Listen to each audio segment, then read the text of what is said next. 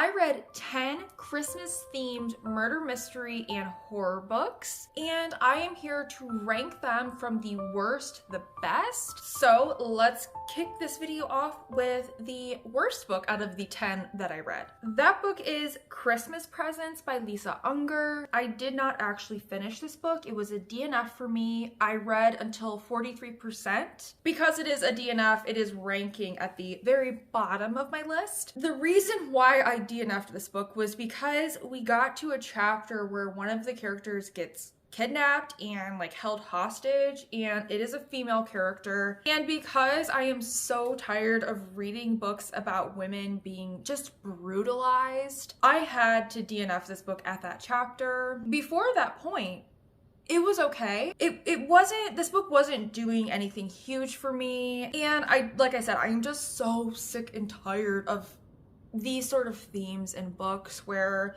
we have to read about women being held captive and just abused. And I'm really I don't want to read that anymore. If I ever see that sort of theme in a synopsis, I'm not going to pick the book up. If I pick a book up and it just comes into the plot, I'm gonna DNF it because I don't need that sort of stuff in my head anymore. Not to mention that this book was written by Lisa Unger, who wrote possibly my most hated book of all time. And if you want to hear more about what that book is, make sure you check out this video next. So me reading this book was giving her a second chance with absolutely no expectations. Because I also just really struggled to get along with this one, I'm convinced that Lisa Unger is just not the author for me. I will not be reading any more from her. The next Christmas murder mystery book I read, number 9 of my ranking, is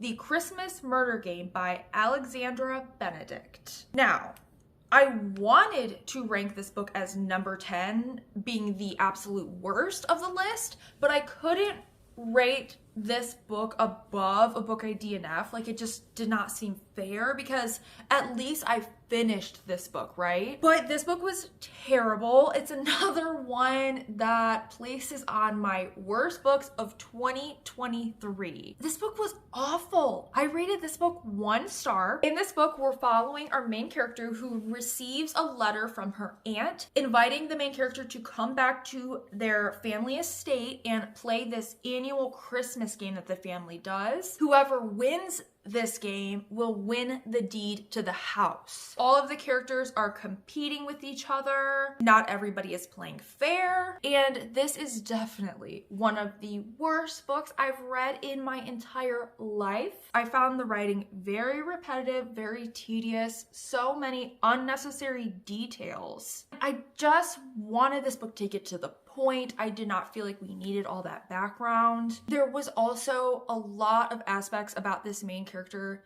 that I just found very cringy. A lot of little quirks that she had, little phrases that she would use over and over again. This book did not work for me on any level, and honestly, it was just the very, very cringy and repetitive writing that I could not get along with. Book number 8 on my list is Killer Christmas by John Hall. This book I rated 2 stars. This is a young adult, and I really found this book incredibly juvenile. All of the characters in this book are so immature, and at certain points this book is so cheesy and over the top that it just reads like a really unbelievable B-movie. In this one, we are following our main character who has recently had a falling out with her best friend because of a boyfriend. So they've had a falling out, and this boy wants the main character to date him. She doesn't want to anymore, and then she starts getting these really weird notes and calls,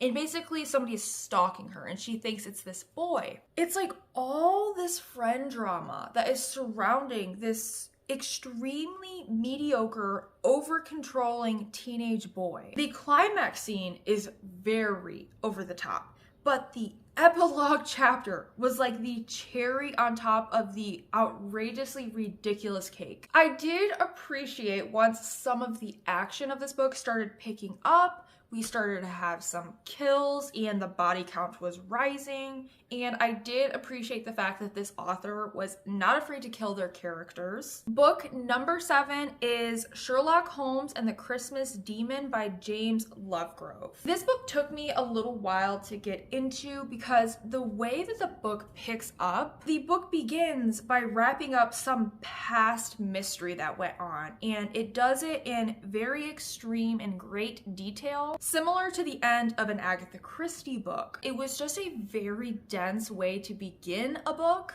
especially when that past mystery that the book opens up with does not have anything to do with the current mystery that we're going to be reading about throughout the rest of the book. In this book, we are following Sherlock Holmes, who goes to stay at this grand country estate, and there's a character very similar to Krampus that they call the Black 𝚫𝚃. One of the characters keeps seeing this Christmas demon on the estate, so he goes to stay there to try to investigate it. This book took me up until about 70% into it to actually start feeling engaged. Up until that point, I was finding this book to be incredibly boring. It almost felt like this was something that would have been published a long time ago, like with that very slow, matter-of-fact writing. But because this is a modern day book, I feel like I kind of hold it to a different standard, and I was expecting the language and writing to be a little bit more engaging than it was. Towards the end though, about around that 70% mark, it does pick up. It gets a lot more interesting, more juicy, and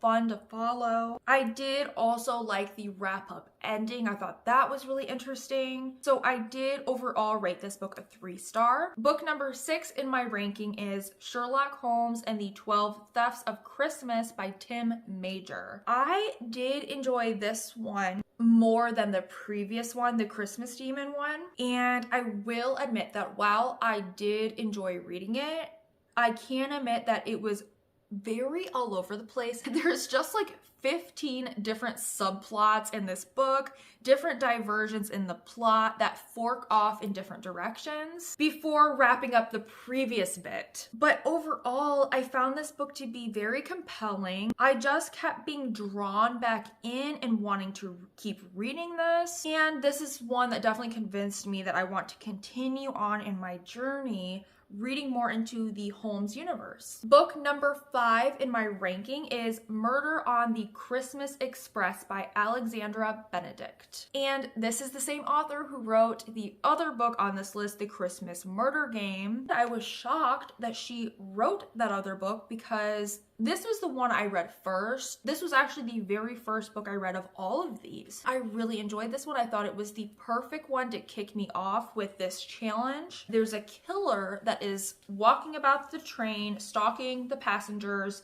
and picking them off one by one. This is a book that I feel like is the perfect example when I talk about how badly I wish that publishers would include trigger warning or content warning pages in books. Because if you look at the cover of this to me gives me vibes of like a cozy mystery, nothing too heavy, you know? But right away, this book, the opening chapter of this book opens up right into like a domestic violence abuse scene. This book was so incredibly heavy. I felt like I was being blindsided by triggers that I was not expecting from the way the publishers marketed this book. Right after those DVDA scenes, we move into a hard call out of the R word, where we are seeing the main character remembering in detail their assault. So I definitely just want to let you guys know that there is direct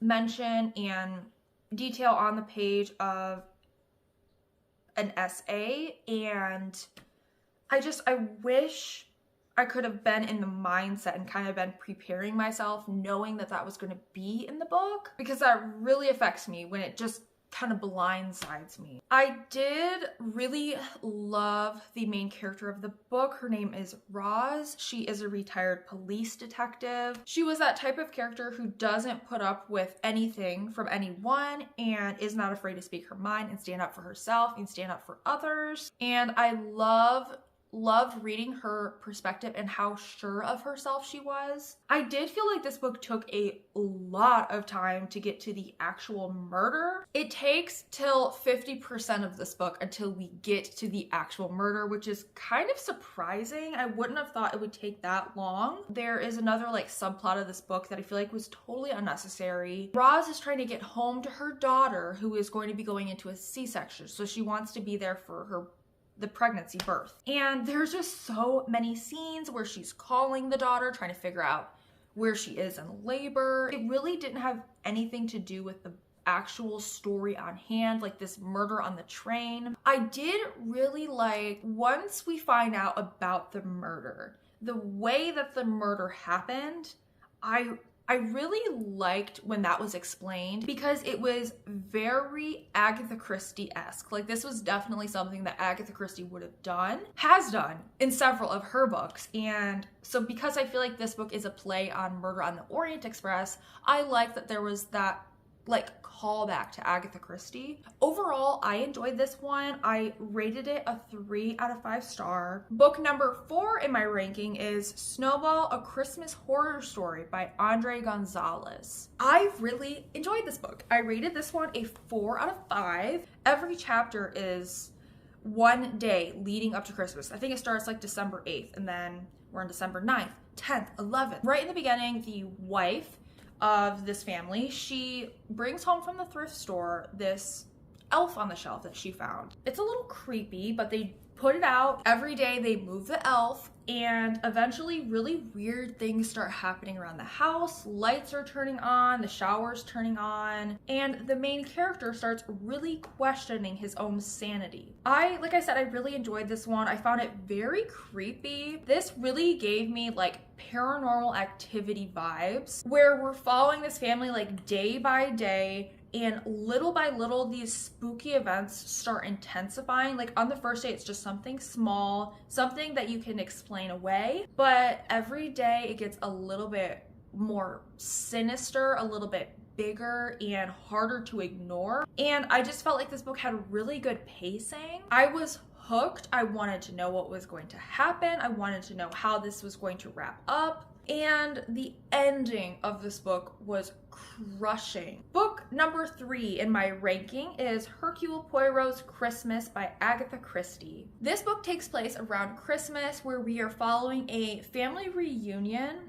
where one of the characters is murdered and Hercule Poirot has to come and investigate and figure out who did it. This one really did take me a while to get into it. This has been my like before bed audiobook for the past maybe 3 weeks. And it just takes so long before the murder happens and before Poirot is actually like introduced into this cast of characters. I was just wondering the whole time, like, where is he? When is he gonna show up? Like, why am I following this family? So it did take me a little bit to get into, but once the murder happens, once Poirot comes in and starts investigating, I was very interested, and the ending definitely shocked me. I was not expecting where it went. There is a lot of twists and turns in this one, and there were several moments that totally shocked me. This is definitely one of the better Agatha Christie books I've read, and yeah, I really, really enjoyed this one. It places at number 3 in my list. Book number 2 in my ranking is The Christmas Guest by Peter Swanson. I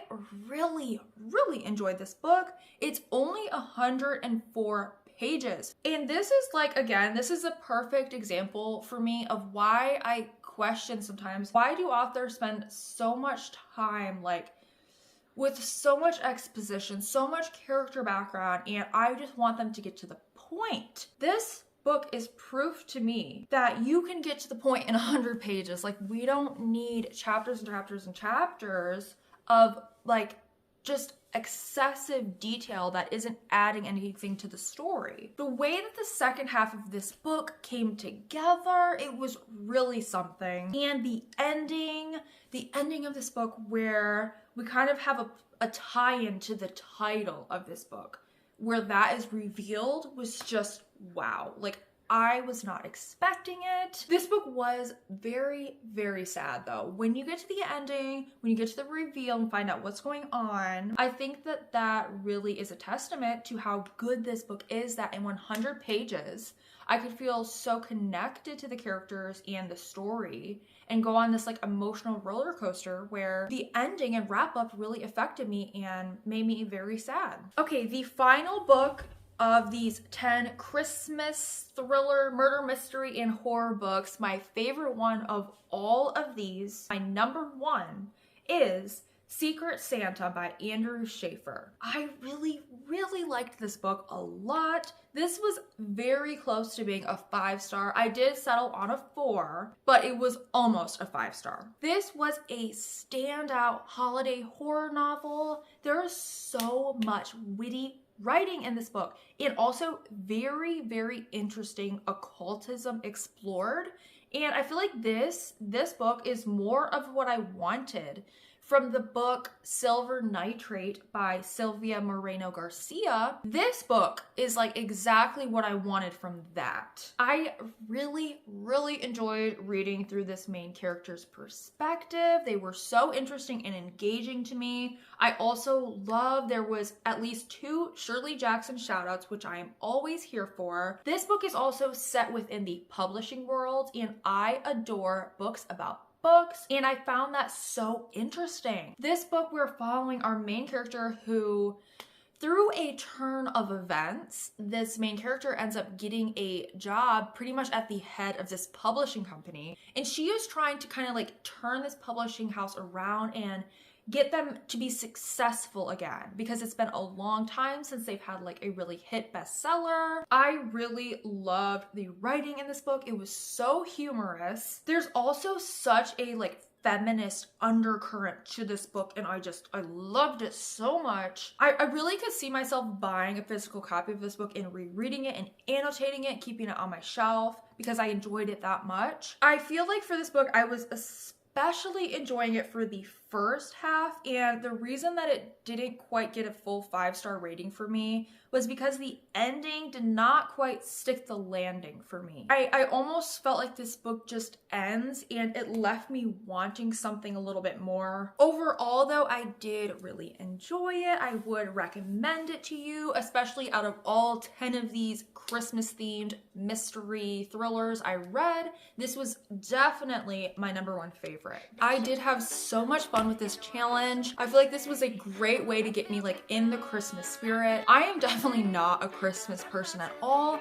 This is actually our only Christmas tree. We don't have like a full-size Christmas tree. We've never had a Christmas tree. I've never had a Christmas tree since I've been an adult, since I've lived on my own, which is over a decade now, and this is our Christmas tree.